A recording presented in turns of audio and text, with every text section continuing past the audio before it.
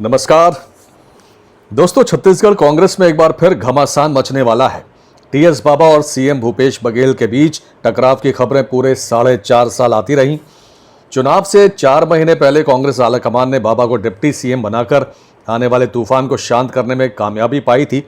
यही नहीं, टीएस बाबा को केंद्रीय चुनाव समिति में भी जगह दी गई थी, जो चुनाव को लेकर सर्वोच्च बॉडी होती है। लेकिन टीएस बाबा की साफ गोई और स्पष्टवादिता कांग्रेस पार्टी के कई नेताओं को रास नहीं आ रही। खासकर बाबा के विरोधी उसे बढ़ा चढ़ाकर आलाकमान के सामने पेश करते रहे हैं और अब भी कर रहे हैं। रायगढ़ में टीएस बाबा ने पीएम मोदी की तारीफ की तो उसका ढिंढोरा जिस तरह पीटा गया, उसके पीछे भी टीएस बाबा की विरोधी लॉबी थी। मामला आलाकमान तक पहुंच गया। टीएस बाबा की विरोधी लॉबी ने यह भी प्रचारित किया कि हैदराबाद में कांग्रेस वर्किंग कमेटी की बैठक में पार्टी अध्यक्ष मल्लिकार्जुन खड़गे ने टीएस बाबा को फटकार लगाई। कहा गया कि खड़गे ने टीएस बाबा को कहा कि उन्होंने पीएम मोदी की तारीफ क्यों की, क्या बीजेपी वाले कांग्रेस की कभी तारीफ करते हैं। इस पर बताया गया कि टीएस बाबा ने मल्लिकार्जुन खड़गे से सॉरी कहा। टीएस बाबा ने कांग्रेस वर्किंग कमेटी की बैठक की बातों के मीडिया में आने को लेकर हैरानी जताई, जबकि ऐसी बैठकों का एजेंडा या मिनट्स लीक करना अनुशासनहीनता के दायरे में आता है। लेकिन किसी ने जानबूझकर ऐसा किया, मीडिया को खबर दी गई। जाहिर है ये काम बाबा के विरोधियों ने किया। सवाल है, क्या इसके पीछे खुद मुख्यमंत्री भूपेश बघेल का हाथ है, जबकि कई मौकों पर खुद सीएम भूपेश बघेल ने पीएम मोदी की तारीफ की है।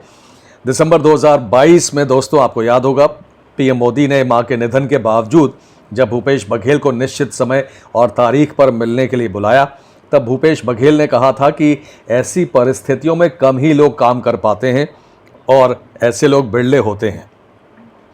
तो क्या इसकी शिकायत भी आलाकमान से होनी चाहिए थी? क्या इसको भी तारीफ की कैटेगरी में ही रखा जाना चाहिए?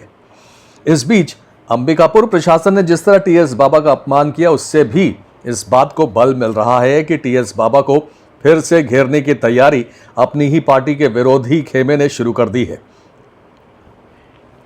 दरअसल टीएस बाबा अंबिकापुर में ओलंपिक खेल प्रतियोगिता के शुभारंभ कार्यक्रम के मुख्य अतिथि थे, लेकिन बाबा इस कदर नाराज हो गए कि कार्यक्रम में नहीं गए। दरअसल प्रशासन ने जो निमंत्रण पत्र छापा, उसमें प्रोटोकॉल का ध्यान नहीं रखा गया। बाबा के कई साथियों का नाम सीनियरिटी के हिसाब से क्रम में नहीं छापा गया।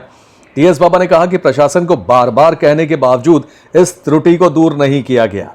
जब डिप्टी सीएम इस बात को प्रशासन के साथ उठा रहे हैं और तब भी प्रशासन नहीं सुन रहा है, तो समझा जा सकता है कि प्रशासन को कहीं और से कमांड मिल रही है, जिसका पालन वो कर रहा है। बड़ी बात यह है कि सरगुजा का प्रशासन ये अनदेखी कर रहा है, जो टीएस सिंहदेव का गढ़ है। टीएस बाबा अंबिकापुर से विधायक हैं। टीएस बाबा ने अपने समर्थकों, अपने कार्यकर्ताओं के सम्मान के लिए ओलंपिक खेलों के शुभारंभ कार्यक्रम का बहिष्कार किया, क्योंकि उनके कार्यकर्ताओं के सम्मान को प्रशासन ने ठेस पहुंचाई। ये साफ तौर पर दिखाता है कि कहीं कुछ गड़बड़ है। चुनाव का समय है, जीत का दारोमदार कार्यकर्ताओं और समर्थकों पर निर्भर करता है। ऐसे समय में बाबा का कार्यकर्ताओं के साथ खड़े होना स्वाभाविक भी था, लेकिन जब बात सम्मान की आती है तो टीएस बाबा बड़ा कदम उठाने से पीछे नहीं रहते। चाहे वो मंत्री पद छोड़ना हो या विधायक बृहस्पति सिंह के आरोपों के बाद विधानसभा का बहिष्कार हो या फिर ओलंपिक कार्यक्रम में शामिल ना होना हो, टीएस बाबा ने अपने और अपने कार्यकर्ताओं के सम्मान का हमेशा ख्याल रखा है। तो बड़ा सवाल यही है, क्या काका और बाबा में दूरी मिटी नहीं है? क्या अंदर खाने अब भी दोनों के बीच चिंगारी सुलग रही है? दोस्तों, आपकी क्या राय है इस पूरे मामले पर? कमेंट सेक्शन में जरूर बताइएगा। बहुत बहुत धन्यवाद। जय हिंद।